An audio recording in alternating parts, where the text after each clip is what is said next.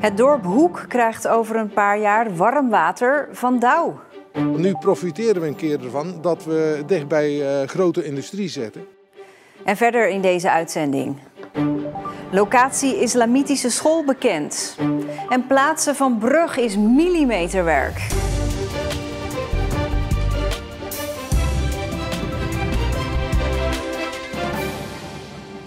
Goedenavond.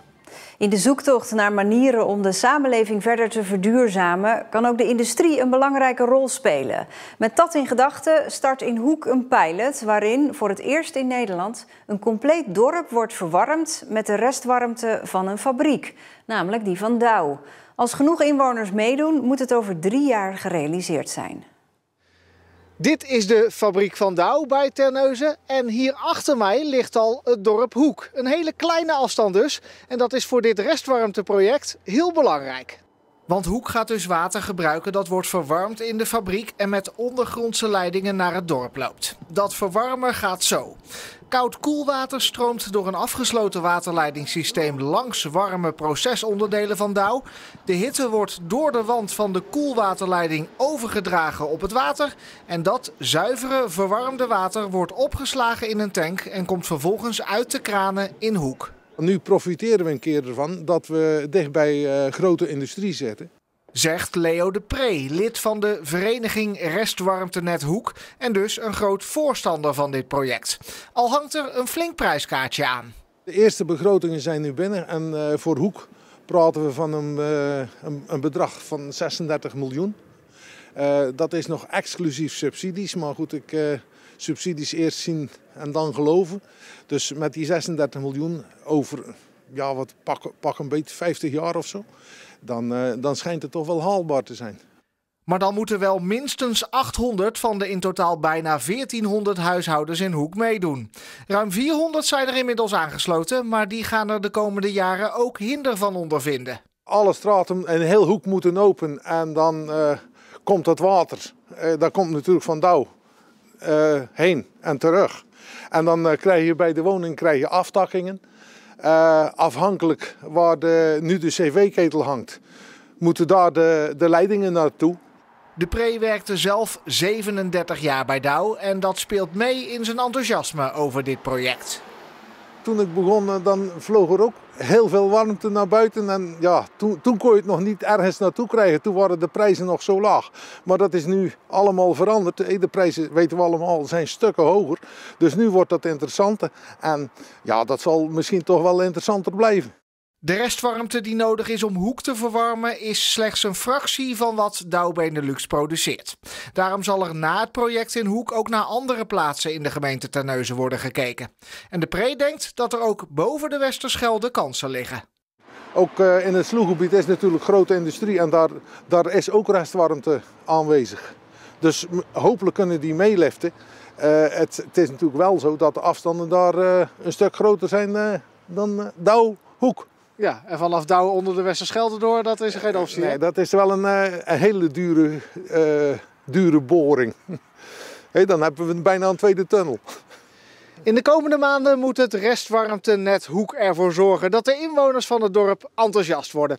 En lukt dat, dan kan begin 2026 heel Hoek verwarmd worden op de restwarmte van Douw.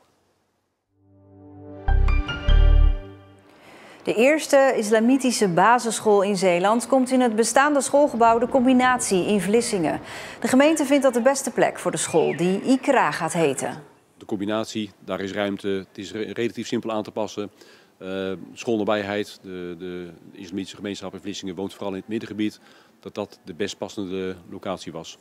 Er wordt al 4 jaar gepraat over een islamitische school in Zeeland. De Vlissingse gemeenteraad hield dat tegen, maar het Rijk bepaalt tegenwoordig of zo'n school er moet komen. De gemeente wijst dan de locatie aan. De 3 scholen die nu al in het gebouw zitten zijn niet blij met de komst van ICRA. Er zou dan een nieuwe school bijkomen waar nog geen minuut onderwijs is gerealiseerd. In een schoolgebouw waar vervolgens kinderen zullen worden ingeschreven die al onderwijs krijgen in de combinatie. Dus dat betekent dat de andere scholen gaan teruglopen in het aantal leerlingen. Bang voor concurrentie dus. Er komt nog een overleg met de scholen, maar uiteindelijk beslist de gemeente.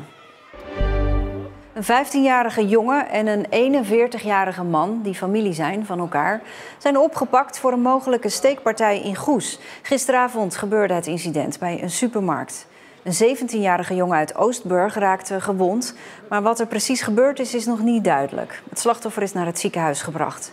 Later op de avond werd de oudste verdachte opgepakt, diep in de nacht de jongste. En ook een 16-jarige jongen uit Middelburg raakte gewond. Die is niet gestoken in ieder geval, maar hij heeft wel aangifte gedaan van zware mishandeling. De gemeente Borselen gaat een reactie sturen naar de provincie omdat buslijn 23 verdwijnt in de dorpen. Ook lijn 27 in de Rijmerswaal gaat weg, blijkt uit het conceptbusplan voor 2025. Gemeenten en andere organisaties kunnen de komende weken reageren. In Heinkensand zijn ze in ieder geval niet blij met het plan. Erg vervelend. Ja, fietsen is niet erg, maar als het regent dan wil je liever wel gewoon de bus pakken natuurlijk. Ja, dan is er nog minder openbaar vervoer en dan kan er nog minder. Het hele busvervoer in Zeeland gaat op de schop. Zeker is dat veel bushaltes gaan verdwijnen in de nieuwe plannen. Jacques Werkman, nu nog wethouder in Sluis, wordt burgemeester in Friesland van de gemeente Ooststellingwerf. Half april begint hij. Werkman leerde de gemeente kennen door vakanties die hij er doorbracht met zijn gezin. Werkman had namens de Zeeuwse gemeente het dossier Intervents onder zich, de omstreden reorganisatie van de jeugdzorgorganisatie, en kreeg daar recentelijk nog een flinke veeg uit de pan voor van de Zeeuwse rekenkamers. Een grote mijlpaal in de bouw van de nieuwe sluis in Terneuzen. De komende 2 weken worden er 2 bruggen en 4 sluisdeuren geplaatst. Misschien wel de belangrijkste onderdelen van zo'n sluis. En die plaats je niet zomaar eventjes. De eerste brug kwam gisteren al aan bij de nieuwe sluis in Terneuzen. Vanmorgen werd hij op zijn plek gelegd. Een precisiewerkje. Het is namelijk bijna niet te zien, maar hier zakt de brug millimeter voor millimeter op zijn plaats. En dan is het natuurlijk hopen dat alles past. Dat was de vraag die mijn moeder ook aan me stelde toen ze in mei aankwam in Vlissingen. Hoe weet je nou dat het past? Ja, en dan heb ik heel veel vertrouwen in de professionaliteit van de ontwerpers. We hebben veel gecheckt in de maten. Maar uiteindelijk is mijn stelling altijd, het is pas klaar als het klaar is. Dus in de loop van maandag of dinsdag zullen we weten of het past. Ik heb er alle vertrouwen in, maar nogmaals, het is pas klaar als het klaar is. Hoewel er al verschillende mijlpalen zijn bereikt in de bouw van de nieuwe sluis, is dit misschien wel de meest speciale. Want het zijn natuurlijk heel belangrijke onderdelen voor een sluis. En het is ook heel zichtbaar in de omgeving. Elke dag kom ik even kijken, vlug even foto's nemen. Maar op het moment vanaf begin dit jaar zie je het elke dag veranderen. Jullie lopen mijn camera. Laat eens zien. Wat komt er onder dat jasje vandaan? Oh, u heeft ook een mooie camera. Ik ben truckjournalist. Hoeveel foto's heeft u daar al op staan? Genoeg. Ik vind het een unicum voor Terneuzen. Dat is echt bijzonder. Het is een unicum dat ik dus op mijn leeftijd de 3e sluis meemaak die opgeopend wordt. En ook de bouwers zelf zijn onder de indruk. Ik kwam vanmorgen rond 7:30 zo het complex oprijden, stond hij in de schijnwerpers.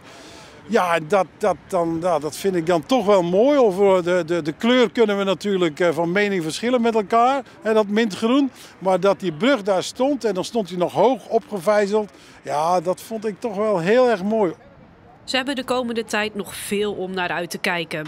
Morgen komt de eerste sluisdeur aan, horizontaal, terwijl hij maandag verticaal in de deurkas moet komen. Die wordt dus zondag op het kanaal gekanteld. Nou, dat belooft natuurlijk weer een spectaculair zicht te worden, want hoe vaak zie je dat nou, dat een deur die zo groot is als een flatgebouw wordt gekanteld op het kanaal. Ja, en uiteraard kun je ook dat kantelen van die deur aanstaande zondag zien bij ons op de website en in de tv-uitzending. De noordoostenwind bracht vandaag helder, maar ook fris weer met de hele dag een temperatuur van 4 à 5 graden. Opklaringen waren er vooral aan de kust. Vanavond neemt de wind sterk af, dus die hebben we morgen niet meer. Verder zonnige periode. Zondag bewolkt en wat regen. En dan tot slot nog even een waarschuwing voor wie dit weekend met de trein wil. Dat zal niet gaan. Er rijden het hele weekend in de hele provincie geen treinen. Dat komt door werkzaamheden. Er rijden wel stopbussen. Tot zover. Een fijne avond en ook alvast een heel goed weekend.